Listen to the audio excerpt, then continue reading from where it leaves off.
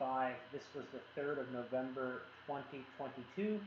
Started the day exercising for 33 minutes. That included a 5-minute jog.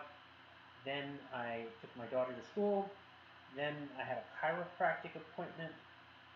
Then I went to the office to work on ACA enrollments, long day. And then I did the Remote Wellness Academy. So just an update about the Affordable Care Act and the ACA enrollments. So, the first couple of days I didn't make very good progress. You see, I only get paid for an enrollment. So some of these customers take longer than other people, and I don't really know.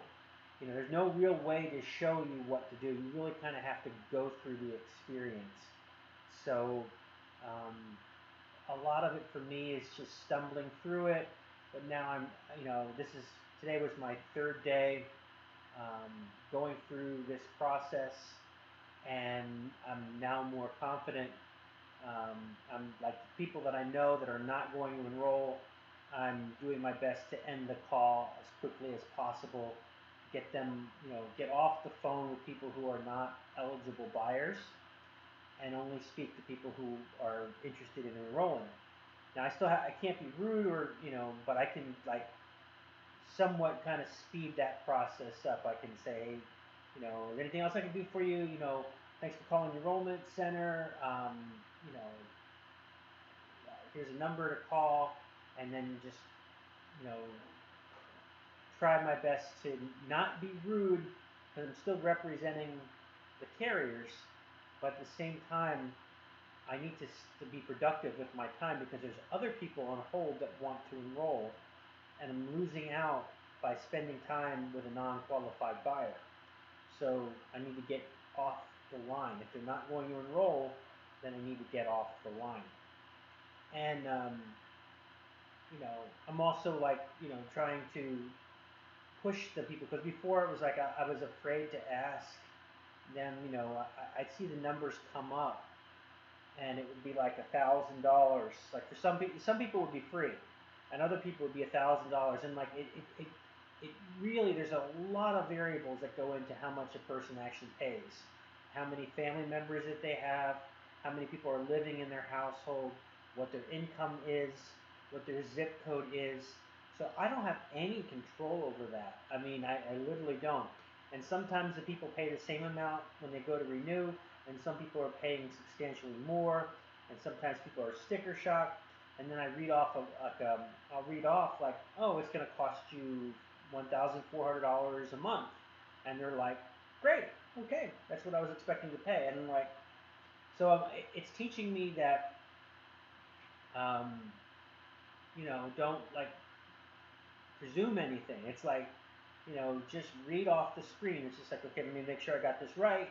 You make $40,000 a year. You have 3 people in your family.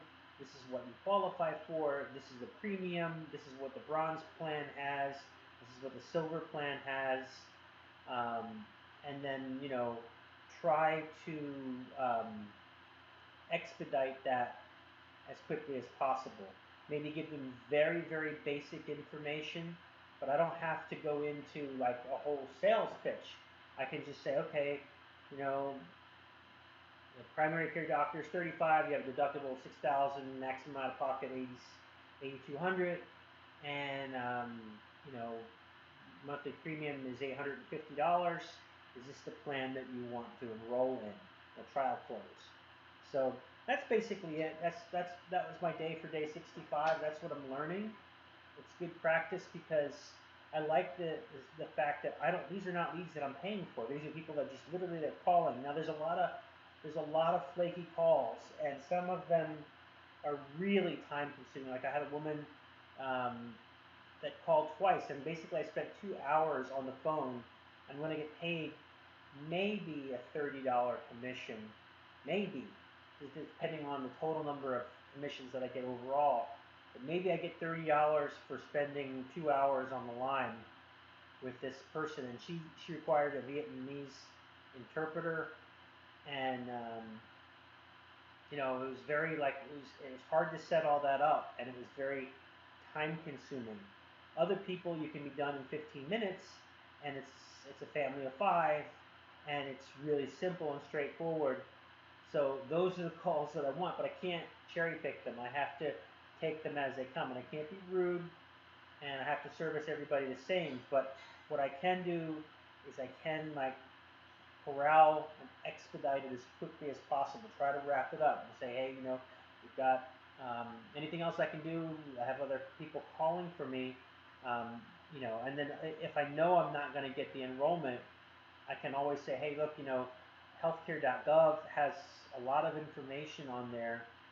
You can see the plans for yourself and be done with it. So I don't waste any more of my valuable time. I can move on to the next call that is ready to enroll, and there's nothing else that I have to do. It's just really just managing my time appropriately and getting the flaky people off the phone.